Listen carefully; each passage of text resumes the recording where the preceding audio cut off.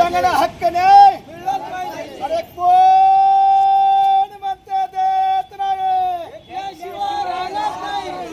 जिल्हाधिकाऱ्याचा आदेश जिल्हाधिकाऱ्याचा आदेश न पाळल्यावर दप्तर दिले कायदा झालाच पाहिजे। नमस्कार, मी दिव्यांग वरद निराधार मित्रमंडळ महाराष्ट्र संस्थापक अध्यक्ष चंपतराव डाकोरे पाटील कुंचिलकर बोलतोय। आज दिव्यांग बांधवांसाठी दिव्यांगांना हक्क मिळावा म्हणून दिव्यांग वरद निराधार मित्रमंडळ महाराष्ट्र या संघटनेच्या वतीने दर महिन्याला निवेदन देऊन पाठपुरावा करून प्रशासकीय अधिकाऱ्याकडे पडझड दिव्यांग बांधव येत असताना सुद्धा आज 2022 पासून तर आजपर्यंत माननीय जिल्हाधिकारी अभिजित राऊत साहेबांनी 8-7 बैठका एक सुनावणी घेतली, पण त्या सुनावणीमध्ये आणि दिव्यांगाच्या प्रोसिडिंग मध्ये एकही प्रश्न सुटलेला नाही।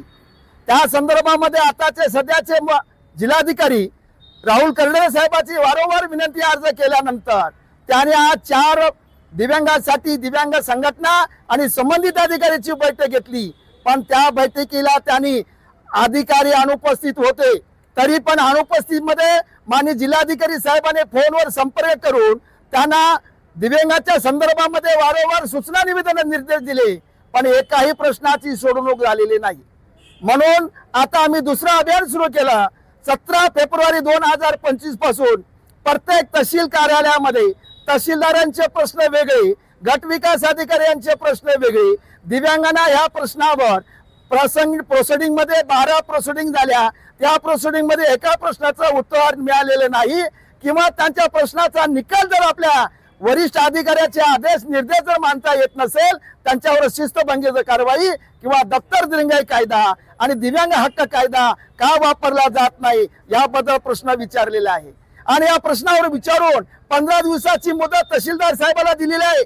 नांदेड जिल्ह्यातील सर्व तहसीलदार कार्यालयामध्ये निवेदन देण्यात आलेलं आहे आणि निवेदनामध्ये सांगितलं आहे जर दिव्यांग बांधवाला 15 दिवसामध्ये जर दिव्यांगाचा हक्क देता येत नसेल तर जंगली प्राण्याप्रमाणे आम्हाला जीवन जगणं अशक्य आहे।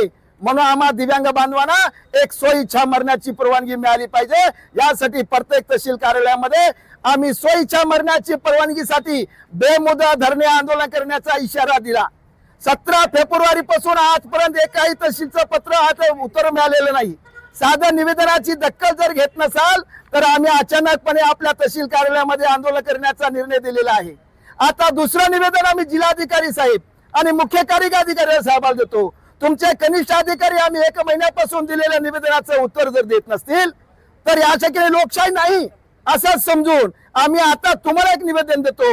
जर कनिष्ठ अधिकारी तुमचं जर मानत नसतील तर तुमच्या खुर्चीला आम्ही मान देतोय, पण कनिष्ठ अधिकारी जर मानत नसतील त्यांच्यावर शिस्तभंगाची कारवाई करा, दिव्यांग दप्तर दिरंगाई कायद्याची अंमलबजावणी करा।